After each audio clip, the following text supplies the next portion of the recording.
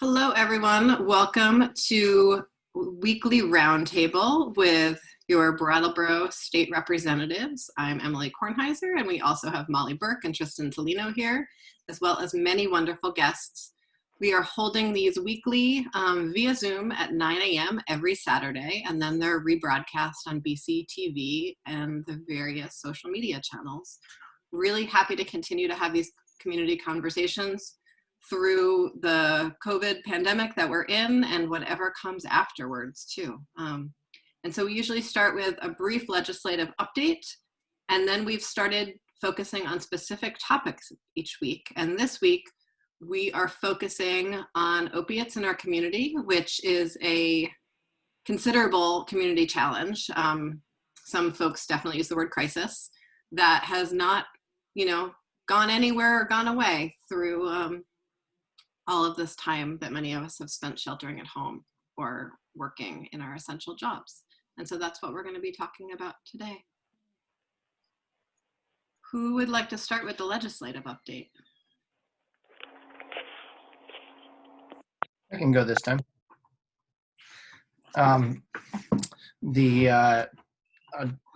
Just focus, well, there's a bunch of different things.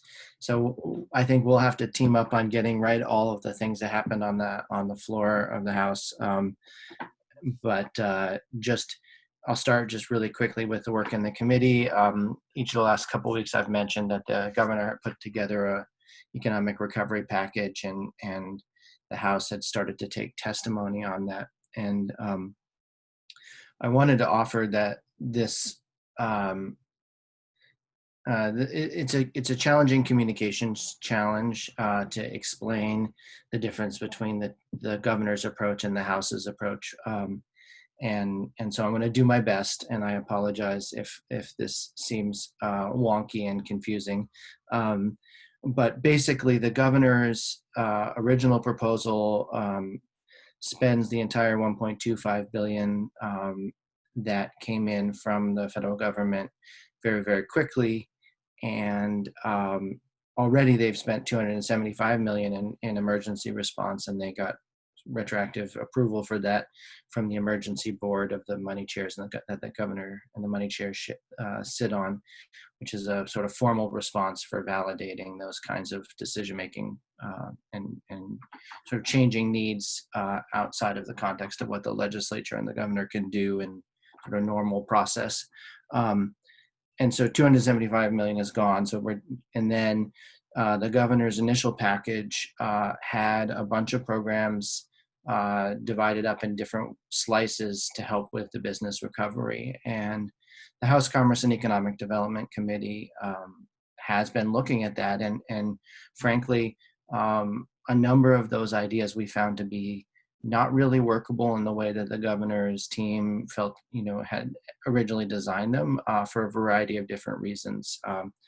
Things that were new guidance from the federal government in some cases, in other cases, sort of a more rigorous assessment of the capacity of the entities that they had hoped to use as a vehicle for scaling up. And so it's complicated, the approach. And what I think the House has decided to do, or House and Senate have decided to do, is to think of the $1 billion in federal COVID relief funds in 2 phases, and to start with trying to push money out immediately and intentionally and quickly to as many of the key places as possible, but also to hold back some of those funds so that in August or September, when we're looking at the full year budget as opposed to a first quarter budget, if those funds are available to fill the budget gap in some way, either in the ed fund or in the general fund, then we have those resources to use to think in the big picture and strategically about how we respond. If they are still limited in their utility by the federal rules, then we are preparing in advance sort of a second phase of targeted use of those funds. So we will not spend the money. the intention is to spend the money. The question is where and how. And so the primary vehicle right now that's coming out of the House and Senate Commerce and Economic Development Committees is using the tax department actually to very quickly vet business loss and need, and to get grant money out to businesses. And we're, I think, starting with 75 million. The administration estimated a potential pool of 80 to 100 million needed there. And so they're a little frustrated that we've chosen to start with 75, but we are aware that we may do a second round of 50 to 75 million in a few weeks. So it's, we want to see what's happening. And part of where we're struggling is that there are some sectors that have been hit more heavily. Think of anybody whose business model requires gatherings of any large size. So facilities that are a part of the fairly significant wedding business in the state of Vermont. Tent companies are one example of that we heard from, but there's others. Arts organizations, places like that have had just catastrophic drops in revenue and really no viable path back to revenue. And what we're trying to do is set up a first wave triage system, basically, that says the people who have a disproportionately high loss of revenue because of the nature of their business model get first shot at those resources, and then the second wave will lower the threshold. So our intention is to target restaurants, hospitality businesses, hospitality related businesses, places that are really arts, our example too, places that are really impacted by the gathering restrictions. And so I apologize for the long-winded nature of that, but I did want to set the frame around the House and Senate's agreed upon framework for trying to be prudent about this. And one final comment, which is that if we don't set that money aside, we spend it all now, then we are creating a potentially $300-400 million hole in our budgets in August or September. And then we'll either have to dramatically cut programs and services that Vermonters depend on, or raise new sources of revenue. And that's why we're protecting it, and that we're hoping to maintain a status quo with those funds, so that we neither have to cut services nor substantially raise taxes to close the gap if the federal government changes its rules. And if they don't, then we're going to have to make tough decisions. And I'm done. Thanks, Tristan. So we passed the first quarter budget out of the House. It was essentially just a continuation of business as usual, because there wasn't really time or information enough to make any changes. And so, and it's just a first quarter. Usually we do a whole year. And so it's essentially, and this is not the language that was used on the floor, but it's essentially level funding last year's budget, but just for a quarter, so that there's time to make more strategic decisions. And some divisions and departments and agencies got more than that first quarter because they spend more of their annual budget in that first quarter than they do in other parts of the year. They don't sort of have a clean, even quarter by quarter budget. Like Agency of Natural Resources, for instance, does a lot of work in the summer. So that's that. I'm concerned that we are really focused on maintaining business as usual when this is not a time for business as usual. This is a time for, dramatic action and dramatic recovery, and some really tough decisions. And those tough decisions, I don't think are tough decisions about what to cut. I think they're tough decisions about where more money can go. And so that's an ongoing conversation. And we're going to keep on having it because the legislative session is likely not going to end for quite a while. We're going to be working through the rest of this month, and then taking a month off, and then coming back for possibly another 2 months.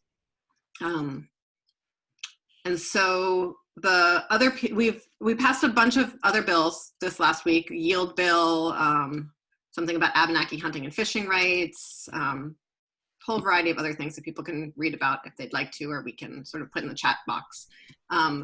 But we also ordered a lot of bills to be postponed a month and to lie. And ordering a bill to lie means like it got out of committee, but there's not really time on the floor for it. And so as we transition into this conversation about opiates in our community, I want to highlight, I'm just being difficult today, and so I'm sorry to my colleagues here. One of the bills that we ordered to lie was a bill that decriminalized buprenorphine as sort of an available option for folks on the street who don't have prescriptions. And that had made it out of committee and was sort of ready for a vote right before we all went home for the pandemic, and probably won't be something that we discuss on the floor this year. And on that note, Molly, what would you like to add? Sorry, I'm like, feeling a little grouchy today. The whole issue about what's happening with the funding, everything is sort of like in this state where people are like, we've got to make sure this happens. We've got to make sure that we get this funded. And to that end, there are a few different sort of letters that are going out. One from the Social Equity Caucus about, how to prioritize funding. The Women's Caucus has been working on a statement of general principles, sort of basically saying that, this is a moment where it's an immediate opportunity to invest in marginalized, underserved Vermonters, and a whole list of that, but sort of boiling down to we need to incorporate racial equity, gender equity, and economic equity in our decisions. Specifically, there's a document drawn up that Emily worked on about that members of the Women's Caucus signed on to, that's a specific sort of ask to the Commerce Committee about how to prioritize investments in businesses. So it's just, and in the Transportation Committee that I serve on, we have been talking, a lot of it that we're working on is sort of irrelevant to the moment, just miscellaneous motor vehicle things. But specifically, we were given by the speaker, if you had $5 million to spend with the coronavirus relief funds, where would you put it? And we have lots of ideas, but a lot of them don't really match up with the regulations that are in place, the strictures around the spending. So that's sort of a discussion that's we're gonna finish by next week, because we have to put our proposal in. One of the things we've talked about is the transit, and that sort of impacts the issue that Susie's here discussed. Transit is now fare free, and because of the CARES funding, which provided $20 million to public transit, we've been able to and people not wanting to handle money or have people stop at the driver and pay their fares, whatever. So that's an issue we're talking about. Can we extend that and still be within the guidelines of the coronavirus relief? And so I just think that, and then an acknowledgement in some legislation that we just passed about the importance of the retreat, but sort of oversight how the retreat is going to, how the state is going to have, if it's going to continue funding the retreat, how it's going to, how the oversight will work. So that's just a very broad brush about things. And I'm going to stop there because I think we have a lot more to talk about with the opioid issue.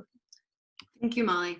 And so the last thing I want to just put clear eyes on that Tristan and Molly both touched on is that while we have this, more than $1 billion hypothetically from the federal government, every week we get more and more restrictions from the feds around how we can spend the money. And so we're trying to thread this incredibly fine needle, and it's not, the places we would want to spend the money to make a difference, even around impacts of COVID, are not available as ways to spend the money. And so that's part of what you sort of hear us wrestling with. And it seems like this incredibly exciting opportunity, and yet it's a very, very narrow opportunity. So towards all of that, while that's all going on, we still have like people living in our community who are just living their lives. And Rosie and Susie, you've both been doing some really amazing work on that and how we can turn the curve on a county that from all accounts seems to be the most affected by opioids in the state. So really curious to hear from you if you could like lay some groundwork for us, and then also really like a focus on what we can do as legislators to make a difference on this. Mm-hmm. Rosie, why don't you go first and kind of give the overview of the COSU piece? Does that sound okay? You're on mute. There we go. Yeah, I can do that, and also talk a little bit about the data or just sort of overview, and then if Susie, maybe I'll leave this sort of like, what are we doing piece to you a little bit. So thank you so much for the invitation to come, Emily and all of you. I'm Rosie Nevins-Oliver. I think I know many of you. In the fall, I took over Chad Simmons' position as the director of the Windham County Consortium on Substance Use. And we have, the COSU is a collection of 13 different providers and also individuals with lived experience with substance use disorder and opiate use disorder in our community. The provider organizations include just about anyone you can think of who is involved with supporting folks with substance use, from the hospital to the retreat to HCRS is my technical employer, Turning Point, and many others. And the group came together in 2018 to apply for a $1 million federal grant, or rather to apply for a planning grant to plan the $1 million federal grant. And so they engaged in a planning process in 2018, assessing the needs in our community. And then the implementation grant of the programs designed to meet those needs began in September of this past year in 2019. And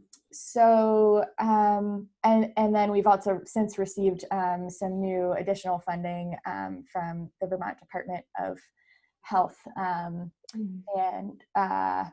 that'll begin in September as well.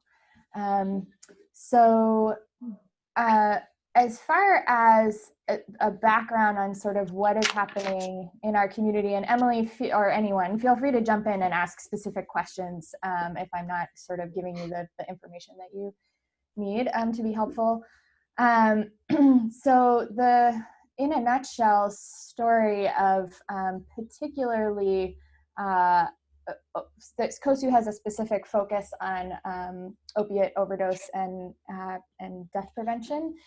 So the sort of history of overdose fatalities and losses in our community due to overdose is over the last 10 years, there's been an incredible jump since 2015, which all of us who work in the provider community were aware of very closely with the folks that we work with. Suddenly started dying in very great numbers. Between 2010 and 2015, there were between 2 and 8 overdoses a year, mostly between 2 and 4 overdoses a year, fatal overdoses, that is. And then in 2015, that number started to go up above 10 to 13 to, it peaked in 2018 at, we had 25 folks that we lost that year. And that made us not only, we have not only the highest overdose rate in the state, it's double the Vermont state average roughly for the last 3 years, but also one of the highest overdose rates in the entire country. So the other jurisdictions with the highest overdose rates are West Virginia, Ohio, and Pennsylvania. In 2018, they were all in the upper 40s, low 50s in terms of number of people per 100,000 who were dying due to overdose deaths. And Vermont was right around 59, I believe. Sorry, I have all this data up in front of me on my computer.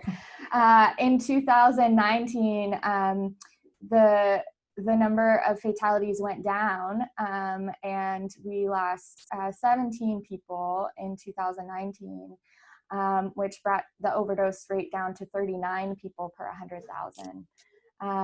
And so everyone was very pleased, obviously, that we were moving in the right direction. And a lot of folks are obviously working very hard. But since the onset of the pandemic and social distancing and the impact that that's had on our ability to connect with folks in person and for people to connect with their support circles, since March, we've had unofficially, this is from mostly first responder data, it hasn't yet been confirmed by the state coroner's office, but we believe there's between 6 and 7 overdose deaths in our community just in the last 2.5, 3 months. Whereas in January and January, I believe we had 0.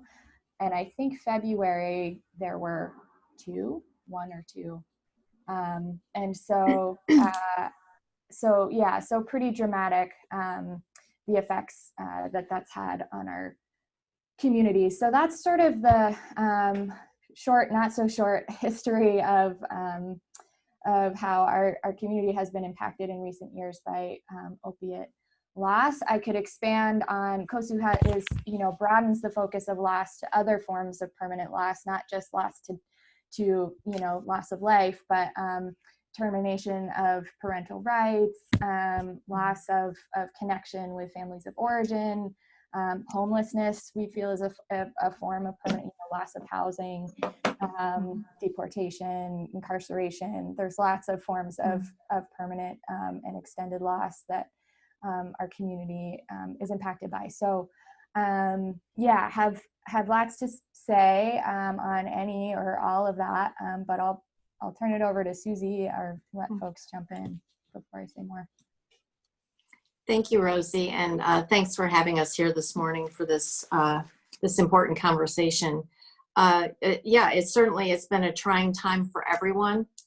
And we already know that people who struggle with substance use disorder, with all of those other factors, the homelessness or corrections involvement or perhaps job instability, all of those things for which our community has a lot of rich resources, including peer recovery supports at Turning Point. And what we've been seeing is that there's so much a part of recovery that's about connection and community, that as soon as we all went remote, and we did it pretty quickly at Turning Point, we on March 17th, we decided to close to the public, but we have recovery coaches who give check-in calls and do recovery coaching by phone during the day. And we have an online recovery group each day as well. And in our emergency department coaching program continues, and our moms program continues. So we're doing the best we can, and we're being as creative as we can. But there were certain things that came to a stop, and as much as it was interesting being creative and going virtual with so many things, there are a lot of people who just don't connect that way, either literally that they don't have reliable service or devices, or that that an in-person support is just kind of what they need. And so it's been very challenging that way. And as what we do see, the good news is that people who are in recovery and who are getting these coaching calls and participating in groups, our coaches are reporting that people are on the phone a lot longer. That it used to be they might get a 5 or 10 minute check-in call. And one of our coaches was on the phone with somebody for 5 hours last Saturday because the person was in crisis, not in a way that they needed to go to treatment or to make a resource move of some kind, but because, they're scared and lonely and really very alone as far as a community. So we are seeing that people in recovery are really latching on to what they have and trying not to lose it. But we're also seeing people relapse. And we're seeing, unfortunately, we've had a lot of loss, and it ripples through our own work staff too, because they've supported these people through one program or another, or maybe they knew them personally or formerly were involved with them. And so it makes us want to do more at a time that we're hindered from doing more. So let's see, one thing we're doing that we're starting next week, Project CARE had been kind of on hold because we weren't going out doing that community outreach, but we are resuming that. And an idea the emergency department coaches had was to make themselves available at different picnic tables around town to be able to sit down with people in a safe, responsible way and still have that person-to-person connection and conversation. So we're starting that next week as well.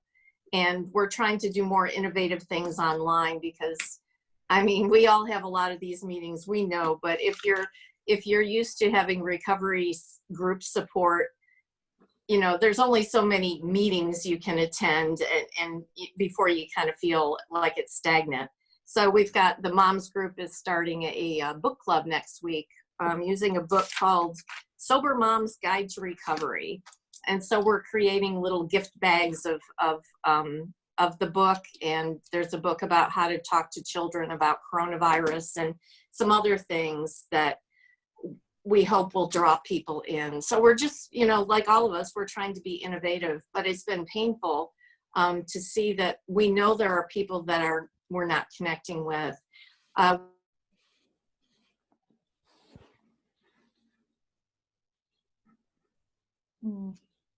Oh, I'm back. Froze for a second. Oh my goodness. You're back. Technology, I'm back. So let me see. We know we're not connecting with everyone. So we reached out a few weeks ago. Actually, I was on a podcast with Peter Case, and we had a wonderful response about this limitation of people not having devices. And Steve West in the Brattleboro area mutual aid tech group, we're getting to work with Millicent Cooley, who's on the call here. We are collecting donated phones that can be repurposed to use and give to people who simply would get on a call or an online group if only they had the device to do so. So we're trying to do what we can there. We're getting some help from the state, probably with some of the money you're talking about, but it comes with all these limitations. We wanted to be able to actually provide device or phone card minutes or something to these people who do have this barrier, but the money can't be used for that particular purpose. So we're going to be hiring another outreach worker who specifically will be working around COVID related challenges that are affecting our substance use community. So I guess the good news is we're being as creative as we can, and we're still in business. And we're just hoping, we're thinking July 1st, we'll start to have a limited hours at the center again. And we cap it at 15 people in the building at any time. We've got plenty of masks and we've got our procedures and all, but it's been a real struggle that we certainly want to keep people safe because there are tens of thousands of people dying of COVID. At the same time, substance use is taking tens of thousands of people every year. So we want to respond to our community. We want to keep our staff safe. And it's like walking through a minefield right now. So we're grateful for the partnerships we have through the COSU and through Project CARE and just, the rich relationships we have in our community, because we just reach out to each other all the time and say, we can't find any place this person's ready for treatment. and being put on a list for 2 weeks just doesn't work. And what kind of safety net can we put in place until that can happen? Because that window of willingness sometimes is very short. So in a nutshell, that's what's going on right now, and I'm glad to take any questions. So my first question, and then sort of opening it up to broader questions, is build on what you said, Susie, about that limited window, for instance, and how hard it is sometimes to get people into treatment. What are things we can do to keep people from dying? The connection that well, certainly quicker access to treatment when people want it. And, and sometimes even now when a lot of the different rules there's a little more flexibility in some ways now, with all the telehealth we're doing, and certain things are happening that you may not know, that our police department through Project CARE is so, if there's somebody in custody who is on MAT, medication assisted treatment, it used to be that you would just have to go without during that period. But they've worked with Habit OPCO and the retreat to make sure that people can still continue to get their medication. So that's wonderful. That's a great way we can keep people alive.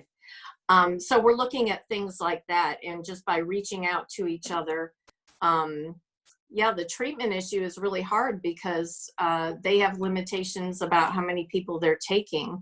So what we're trying to do is make stronger connections with our recovery coaches. For instance, during this transitional period, before we get back to whatever our normal is going to be, we want to create a stronger connection through the folks that are housed at the hotels, and Groundworks, again, doing amazing work helping people to get access to medication assisted treatment and to other supports. But there's just something a little different about when somebody with personal lived experience talks to another person. So we all had to move really fast when all of this happened, but we want to have a closer connection there, and a closer connection through the emergency department program too, because we've been working remotely, which works well enough, but not as well as if we could safely meet people in person, at least that first visit. So, it's a lot of what it's been for a while is access, and if you're a garden variety alcoholic, my goodness, you should be able to go to detox someplace. There just always seems to be some kind of hoop to jump through. And if we're trying to keep people alive, does it really matter? Does it really matter what the substance is? So access in a lot of ways is an answer. Thank you. Rosie, do you want to add to that? You're muted. Yeah. Sorry. I think I've been making a little list here, legislative asks. I think that the short answer is that if we all knew exactly what we had to do to keep people from dying, wouldn't that be wonderful? I think I have a whole little list of things here. I think along with what Susie was saying, really asking, you all are in a position of power where often when you ask things, people give different answers than when other folks ask them. So, using that to ask our treatment facilities in the state of Vermont, when folks say, we like to talk about how we have no wait lists in Vermont, and that folks are really proud of that. And so I think really, and those of you who are at the roundtable with Congressman Welch this past Thursday, Rihanna had probably the most eloquent framing of it that I've heard. But, when you say there's no wait list, but you can't get somebody into treatment for a week who has to go that day, and that window is so small. They say, oh, sure, yeah, we have a bed for them on Tuesday, but it's Wednesday. And so in fact, there is a wait list, even though we say that there's not. So to really, when we say things like that, and I think sometimes we're a little more self-congratulatory of the work that we're doing, which is good. Don't get me wrong. I'm really proud of this community and all that we are doing. And there's always so much more room to grow. And so I think just really holding institutions accountable for that and asking what they mean when they say things like that, and that we really need rapid access to beds when people need them. I think the other thing, I have a bunch of little things here, so I'll just go down the list. One, this was also mentioned on Thursday, but one thing that has been very helpful is the flexibility around cross-state licensure to access telemed services, either in New Hampshire or Massachusetts. We're so close to the border, and opening that up has opened up, a whole new world of provider choices for people. And so I think continuing to think about that, everyone is curious to know what's going to happen with, telehealth regulations as we go along, if they're going to be rolled back. So just to be thinking about that and how much access to more services that allows us, and to try and keep that in place for as long as possible. That some of that is federal and beyond your control, but to the extent that Vermont licensure is involved, that would be very helpful. I think asking for and using data to inform our interventions and funding and all of the things. One of the incredible benefits of the HRSA grant that we got, well, one of the incredible bears of the grant is the amount of data collection that it requires from providers and community members. It is extraordinary, but on the other side of that, we have access to a whole new world of data all in one place that we've really never had before. It's all lived in sort of separate places with Blueprint or with individual providers. So I think one of the great benefits of COSU is the sort of bird's eye view that it gives us of what is happening in our community in terms of services and challenges. So anytime anyone, any kind of data related to substance use or opiate use in our county, please feel free to reach out. I very likely have more than you want to look at. So yeah, I would love to provide that to you in a way that's useful to you in your work. And then funding for harm reduction, and also just continuing to raise, talk about harm reduction in a way that continues to destigmatize it. Again, as legislators, when you talk about things, it reflects differently than, say, when we talk about things. Rosie, I don't know if everyone knows what harm reduction is, so I wonder. Yeah. So, so one of the best data-informed methods of keeping people alive is the idea that of placing public health interventions above this sort of like encouragement for folks to go to treatment before they're ready, and that the number one priority is that we keep people alive, because no one can get to recovery if they're not alive. So that includes things like Narcan, which we already, is pretty prolific in our county, could be more so in the more rural parts of the county, which we're working on. Narcan is the brand name for naloxone, which is a drug that reverses the effects of opiates. So if it's given within a certain time frame after an overdose, it can reverse the overdose. And that has been one of the most effective ways to reduce fatalities with opiate use. But it requires a large-scale community conversation and also an understanding around safe use. And the adoption of, never use alone practices. If you're using alone, even if you have Narcan, nobody's there to give the Narcan. So there's a whole spectrum of things. And then the use of syringe services programs that provide new needles so that folks can use a new needle every time. That helps decrease the spread of infectious diseases in our community, as well as acute infections within individuals, which especially right now is really important to keep folks out of hospitals and also the burden on the healthcare system down, really making sure that folks have access to supplies that helps them use safely. And so historically, both locally and nationally, you know, the counter argument to harm reduction is that you are giving folks the supplies they need to use drugs and or telling people how to use drugs and or in some way like encouraging people to use more drugs than they already are. So that's been, you know, if anyone wants more information why I feel strongly that that's not the case. There's a boatload of evidence behind that, and it is one of the most evidence-based interventions to really to keep people alive. So that's our first goal: keep people alive, and then you know, support them to get the supports that they need. And then my last request, I know somebody mentioned transportation. A number of people have transportation to treatment is very difficult. Most people, if they need to do like a medical detox, need to go up to a facility like Valley Vista, which is far away. Can't remember the exact town. It's about an hour and a half from here. Virgins. Yes, thank you. Virgins and Bradford.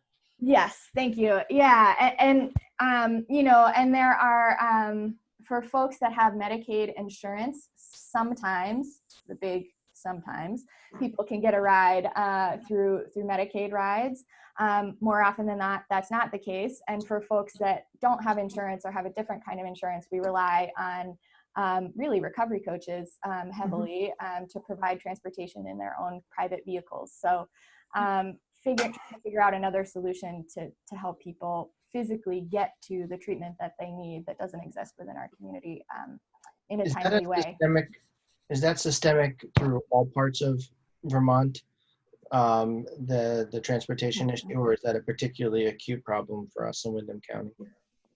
So I work for Medicaid. I work for Vermont Chronic Care Initiative, which is part of the AHS DIVA program. I'm on the ground. I'm an RN, case manager. Oh, your sound went away. Uh-oh. Then we can't hear you anymore. I don't think you can hear us either. Um, Oh, you're back. We missed a lot of what you said.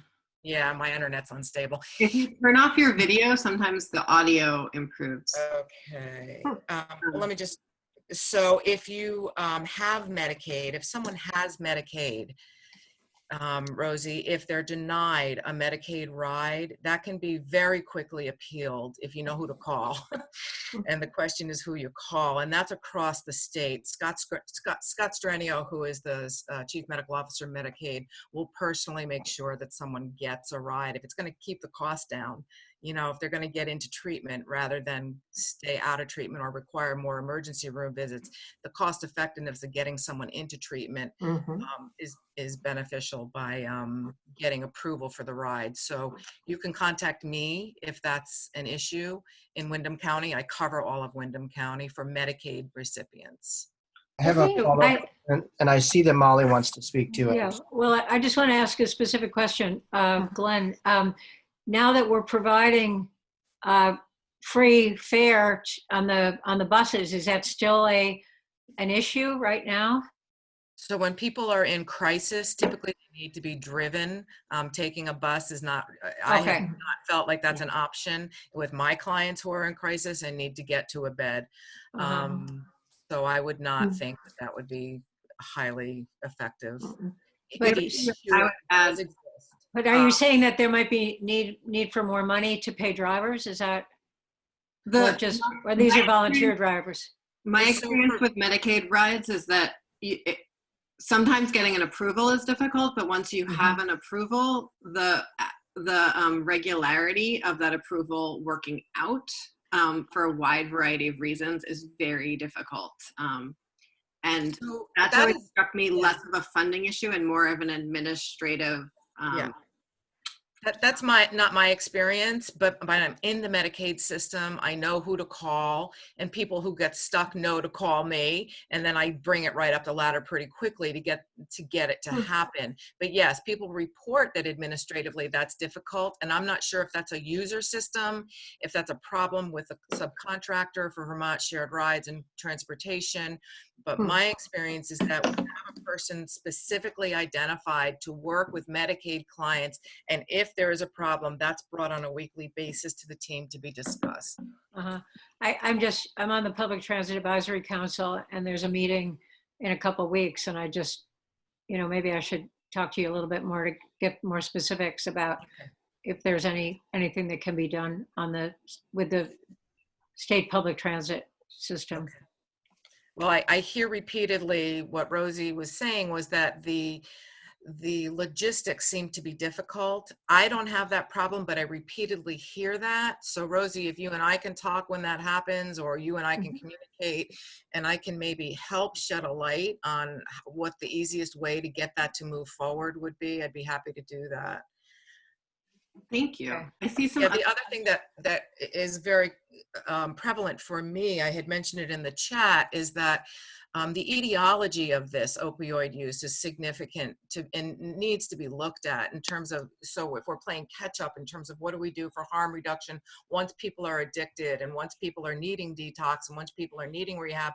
My question that I'd like to pose from a medical perspective, because I am a registered nurse and I've been a nurse since 1979, worked in Spanish Harlem, inner city Philadelphia, so I get poverty and I get a lot of things, but one of the things that I find difficult in Vermont is that there is limited access to adequate pain management, especially since the opioid crisis. What's happened is that the docs have been given a mandate to cut down in terms of what is reasonable and necessary. Those are the key words, reasonable and necessary, to prescribe for people who have real pain. When they don't get the pain treatment that they need, what's happening is they're going to the streets and using.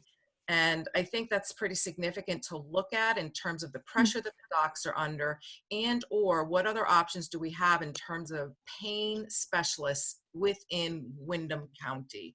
Do we have, now we supposedly have an integrated medicine system at the retreat, but really what it consists of is not integrated. It's a little bit of a misnomer. There's a psychiatric, a PsyD, a psychologist, doctoral psychologist. There is an occasional occupational therapist and someone who does some yoga training and stretching.